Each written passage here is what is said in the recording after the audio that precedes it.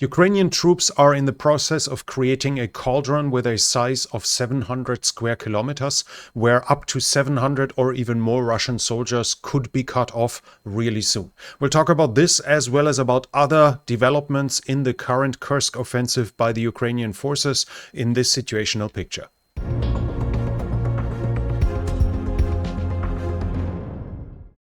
As we do usually, we initially compare the different maps. This is the deep state map. They now do updates, as you can see.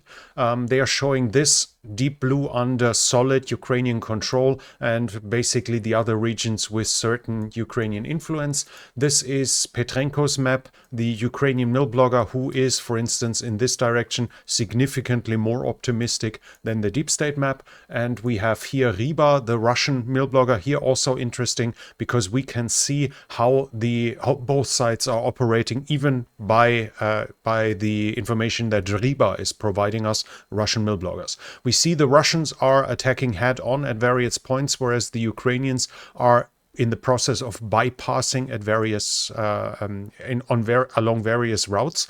This is meaning that theoretically in places like this and like this here, cauldrons could be created. So far it doesn't seem to have been too successful, but at least this is what the map here shows, and you see the overall control isn't that far away from what the Ukrainians themselves claim. And here finally we have the map from Readovka, another Russian mill blogger, also roughly showing the same area. As said, in the outskirts there's always some fluctuation by either side, and it could also be in regards to when the map was made. 6 hours might already make a difference, but from what we can say right now, the Ukrainians are still advancing. According to Ukrainian claims, the town of Nezapnoe is now under Ukrainian control here in the west. I have not seen visual evidence of this yet, so this might not be true, but the Ukrainians claim it so far, so let's take it with some grain of salt, at least in this context. Then we have geolocations of Ukrainians in the town of Safonovka. Here there are two at two various points. The interesting part is where Safonovka is, because it is in the north here, northwest of Kauchuk, where we had fighting in the past. It's here.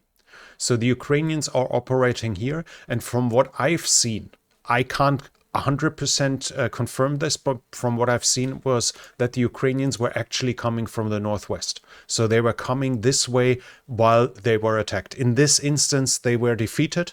From what I've seen, they were completely defeated in this attack, if I see it correctly, but they came from the northwest, which would mean that they are actually operating further in this direction here. At the same time, they are already basically roaming around, or they are still roaming around behind the Russian lines. Further to the east, we have the Ukrainians in Mikhailovka and Bomdarevka, and this is right here close to the town of, let me see, here it is. Bomdarevka should be, no, Mikhailovka is here and Bomdarevka is down here, Bondarevka. We have a geolocation about this as well. Ukrainians in here, and we have Riba confirming Mikhailovka and Bondarevka. The villages are currently under the control of the Ukrainian armed forces. So we have the Russians confirming that those two towns have fallen into Ukrainian hands, which, if we take the Riba map, should mean that the front line is at the very least like this here. This is Ukrainian control, so the blue should be all of this here as well. Then we have a very interesting development, because while the advances of the Ukrainians are still continuing, they have lost some dynamic. Even from the Ukrainian government side, some talks are, we advanced 500 meters today. This is no longer the massive advance that we had over the first few days. Now we see something a little bit away from the front line, though, and this could turn out to be really important. We now have the confirmation from the Russian side that the Glushkovsky bridge was over the Seym was destroyed. This bridge here, it's now confirmed being destroyed. Shortly before, we had Russian mill bloggers driving over it still, and you can see them driving here over the road, and you see that it's already damaged. The bridge was already hit at 2 points. Later videos show more strikes. The bridge has now completely collapsed, and this is important because this is the bridge here over the same. This bridge was destroyed. And according to the Russians, the Ukrainians are already attacking the town of Svanoe, here. Here they are already striking the bridge as well. So they are in the process of not just taking out this bridge here, they're also in the process of taking out this one, which leaves only one bridge here. This is the last bridge that the Russians can properly use to supply their units in the south. Now the river, the same, is 70 to 100 meters, depending on the exact location. I guess they can swim through. They will find fishing boats. But when it comes to bigger equipment, unless they find a place to properly ford the river, they are stuck at that moment, because the river until it reaches the Ukrainian border, it has no more bridges that can be properly used by the Russian armed forces. And in total, this means that this whole area here is in the process of being cut off. Depending on how exactly you measure it, I see calculations between 600 to 700 square kilometers. So all of this area here might soon be cut off. The Ukrainians destroy the lines of communications right now, and all the troops that were guarding the border here are in the process of being cut off. So far, we obviously have no clue how many it is. We have Nexta here claiming that it's about 700 soldiers. I have no idea where they come to this, how they come to this conclusion, how they reach these numbers. It might be lower, it might be significantly more. I mean, 700 for a borderline of roughly, for a border of, let's see the overall measure here. We take it roughly. So 700 men for 55 kilometers. I can't say. That's a little more than 10 soldiers per kilometer of front line. Whether this is realistic in this point or not, and it would also include all the units that might be further back from the border itself. Whether that's realistic or not, I simply can't say. But what we face here is definitely the threat of an encirclement for at least 500 men. I think that's that's realistic at this point. As said, the men have a chance to get away. Their equipment will be a whole different story unless it's amphibious, and the Ukrainians will take over a position that should be much easier to defend, as the river is allowing them a really nice natural barrier towards the Russians north of it, and we have high ground at some parts of it as well. So this would be a really nice way for them to secure the front line in the south here along this route, and making it more or less proof in this direction. So far, we do not see the Ukrainians crossing the border at other points, but this would obviously weaken the Russians and improve the Ukrainian situation there. Then we have further reports about additional prisoners of war that were being taken.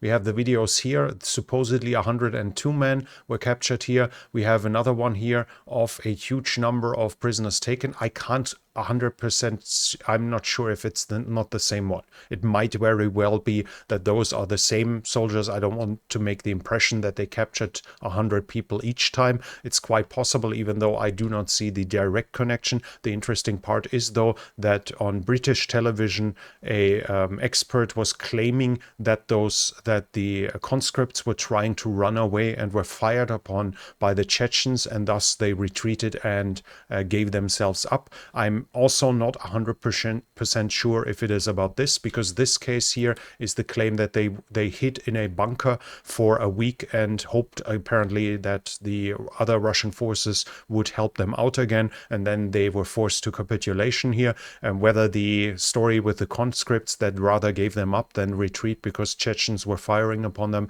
whether that's supposed to be somewhat connected or not, I can't really say at this point. But don't worry, Riba is explaining it to us what is happening here. Enemy propaganda continues to spread fakes, including about hundreds of captured conscripts at one strongpoint.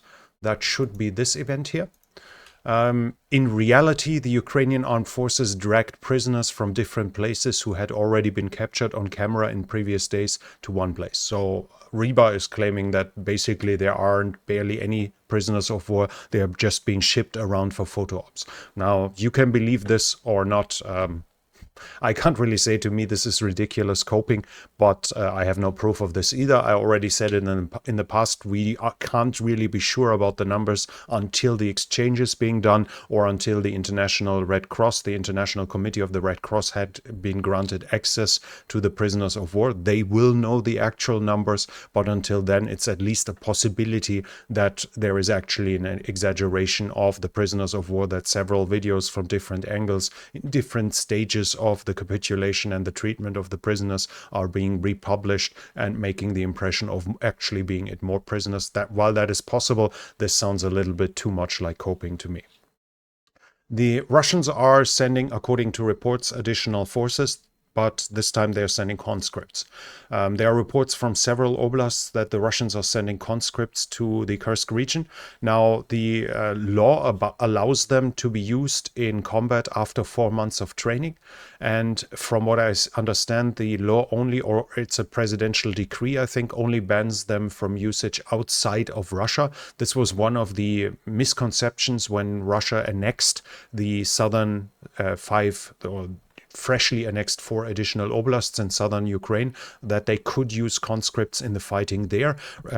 Legally, apparently they could, but Russia decided not to. In this case now they are deciding to use the conscripts on the Kursk front line, because obviously they are not willing to weaken their fronts in other parts so to a degree that the professional troops, the contract Nikis, the contract soldiers are enough to push the Ukrainians back. So now they are bringing in additional conscripts for the fighting. This will cause Putin problems, as the Russian state, the Russian population is fairly sensitive when it comes to losses among the conscripts.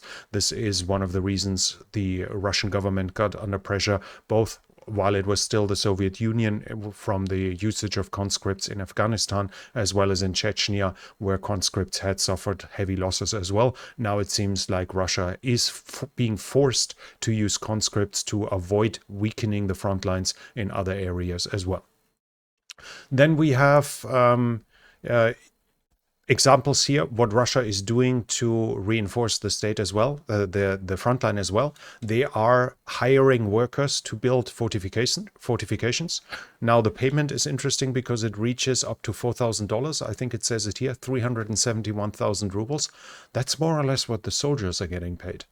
So workers for fortification are now competing with soldiers with the same amount of money. Now it seems to be obvious which job some people will choose, the one where you get shot at and where you have to charge enemy positions, or the one where you are behind the front line, might rarely being shot at with artillery, but mostly are safe. This should, by normal standards, diminish the amount of conscripts, the amount of recruits that the Russians can generate, which will then force them to pay them even more in the future. This is a current cycle that Russia is going through, that others have talked about at length, that the competition that has been started for healthy young men is creating ever higher costs, as those are being both looked for in the defense industry as well as by the army. And as both is state-run, basically the state competes against itself in a war of wages, which should and will cause financial trouble for the Russians. We then have information that Russia once again supplied Ukraine with weaponry. Here we have an example of a T-80 being found by Ukrainian soldiers. Here in the background you can hear the whining sound. I've turned off the sound here, but when the engine starts we can hear the typical whining sound. And if we go here, we see them, they came with a Humvee, and the camera should switch around in a second. He runs there with a flag, apparently to put it on top of the tank to mark it so it's not getting shot at by accident. But they managed to start it, and there it comes already. They took a T-80, I think it was a BVM in this case, and there's also a video of them recently taking a T-90M as well. So Ukraine is capturing tanks again in the current in their current offensive. They're obviously also suffering losses. For instance, here is a geolocated TEL for the S-125 Neva. This is an air defense system, fairly obsolete, but still useful though. And this was destroyed in Sumy, close to the Kursk offensive region. So it was obviously brought in to help defend the troops that are inside of Russia, and it was destroyed by the Russians with a Iskander missile. And finally, we have a video here where Ukrainian soldiers caught Russian civilians plundering, looting their own countrymen, their own town. Now, we can't say much what is in here. This seems to be oil, and while this is obviously being spread around that the Russian civilians are such barbarians that they loot, I personally do not have an idea how the food situation is there. I guess if I ran out completely after food and my neighbors' houses are open, that I take a look if I find something to eat when I'm starting to really, really feel the hunger. At least that is relatable to me. I would not claim that I would never do that. The question is, did they resist and take anything else? And from that small snapshot here, I can't really say much what else is in there. Like, those could be bags filled with food. I have no idea. Supposedly the shops are still full. There are videos of Russian civilians in shops in Sucha where they are being interviewed by Ukrainian television. I mean, this could be staged as well, but there the civilian says, we are being treated fine. We want to leave, but we are being treated fine. So in the end, we don't really know. Now, this video, again, it's circling around, but we don't know the full context, and I guess we should have some hesitation to judge completely already. As said, in my point, if I didn't have food for a week, I'd probably look in the neighbor's house as well, if I have no way of getting it otherwise. But nevertheless, horrible things still happen, and right now the Russians are spreading around a video where they beheaded a Ukrainian soldier and put its head on a spike. This is currently also being spread around.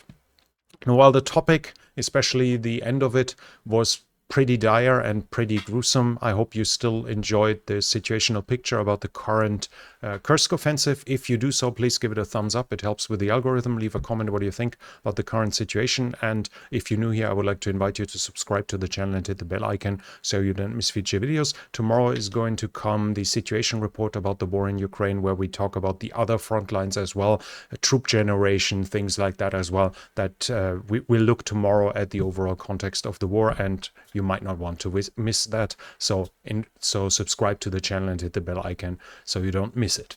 This channel is only possible because of the support of viewers like you. If you like to support the channel, you can do so by the means in the description. But that's it from me for now. Thank you for watching, and I'll be back.